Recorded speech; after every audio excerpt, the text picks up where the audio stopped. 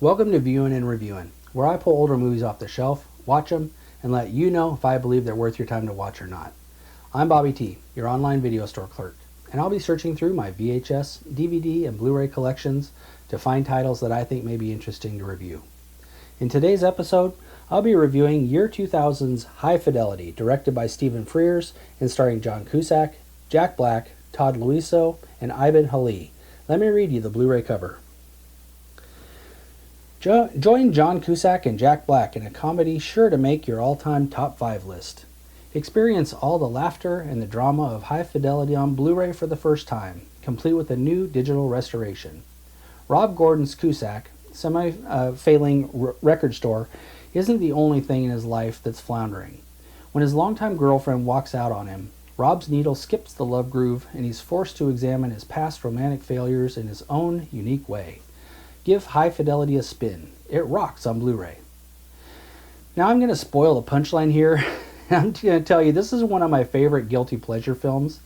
Not only is it fun to watch, but it reminds me exactly of what life was like in our old video stores in the 80s and 90s where we talked, lived, and breathed film. Hopefully in a good way, of course. We were as much film nerds as the characters in this film are record nerds. It felt like a throwback, even though it was filmed in 1999. John Cusack is fantastic as the burnout record store owner Rob Gordon, who screwed up his relationship with his soulmate Laura, played by the underrated and very natural on-screen Danish actress Ivan Halli.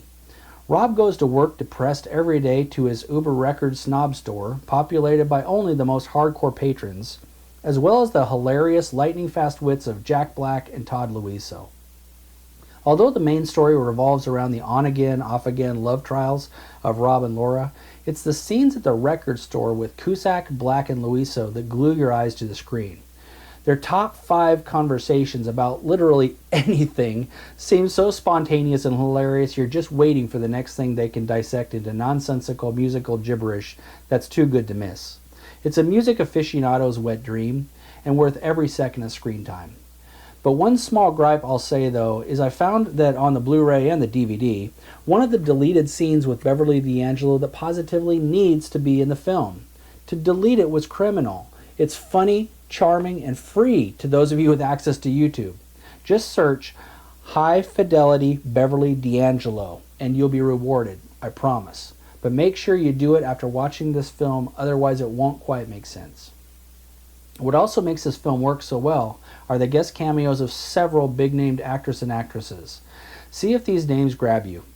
Obviously Oscar-nominated Joan Cusack, since she appeared in 9 other films with her brother, but there's also Oscar winner Tim Robbins, Oscar winner Catherine Zeta-Jones, Lily Taylor, Sarah Gilbert, Lisa Bonet, Natasha Gregson Wagner, and a very young Drake Bell playing a younger version of Cusack.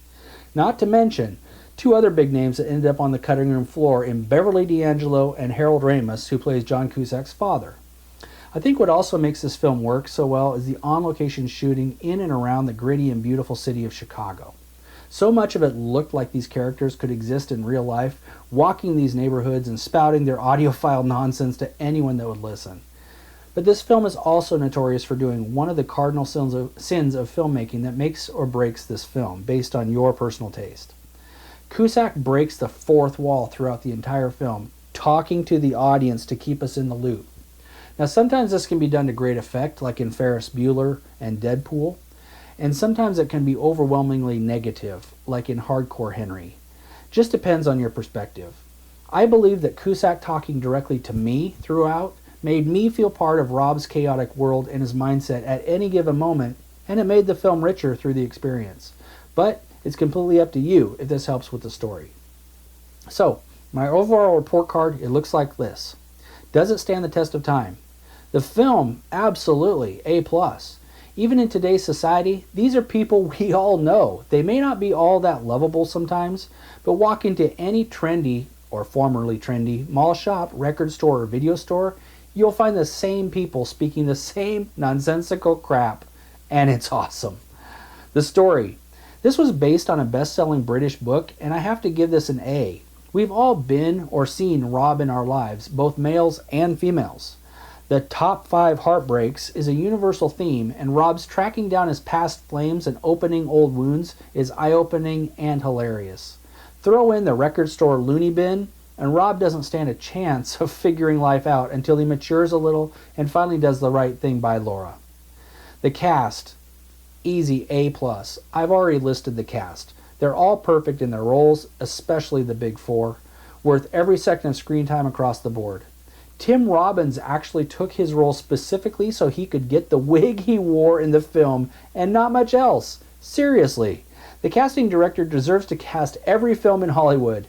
And if you're listening, Tim, I've got a screenplay for you to star in if I can pay you in wigs also. Cinematography. I will give this an A-.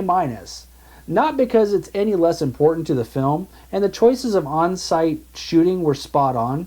The only real gripe I have were the interior sets for the bars where Rob did his DJ act. They seemed a little staged compared to the rest of the film that was so raw and personal. The film's feel, however, felt pretty much like you'd expect the chain-smoking, grungy, rode hard and put away wet record store owner Rob's life and his mind would look like, which is a very good thing. The music in this film, wow. This is the easiest A+ I can give for a film about music. I will also say the one deleted scene with Beverly D'Angelo helps with the score since they actually show some of the rarest singles in music history.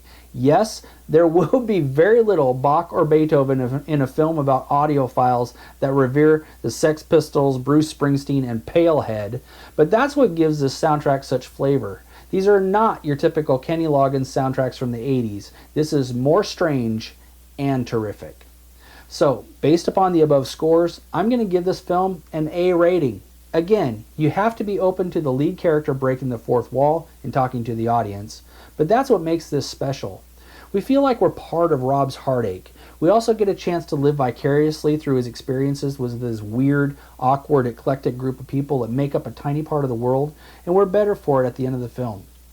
I'm thankful this film is aging like a fine wine and never seems to get old, no matter how many times I watch it.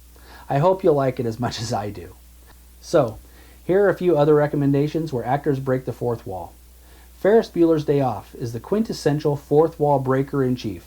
John Hughes' classic starring the perfectly precocious Matthew Broderick in the lead during his delinquent day of skipping school in downtown Chicago makes for an all-time great film. If you haven't seen this one, well, as Barry says in High Fidelity, you shouldn't be here, go to the mall. Wayne's World, yes, it's dated and silly and based on a Saturday Night Live skit, but it's still funny and charming, and it has Mike Myers and Dana Carvey in a wig singing Bohemian Rhapsody in a gremlin. Swing! And Deadpool. No film has used the fourth wall with such gusto as Ryan Reynolds' morbidly funny and graphic Marvel Comics film. It may have earned the moniker of the first R-rated superhero movie, but this film is pure entertainment. It's not meant for kiddies, and that's what makes it a masterpiece. Well, that's it for High Fidelity. Dang it. I could talk about this film for eons, just like Rob, Barry, and Dick. Anyway, if you enjoyed this review, please be sure to click the like button below. If you want to keep up to date on my future reviews, please click on the subscribe button below. If you want to purchase High Fidelity on Blu Ray, or if you want to purchase any of the other titles I've mentioned below, please follow the Amazon links below. If you have any suggestions for movies you'd like me to review, please leave a comment below. I'll see what I can do. Thank you so much for watching. Until next time, be sure to help others in need because it's always the right thing to do. Have a great week.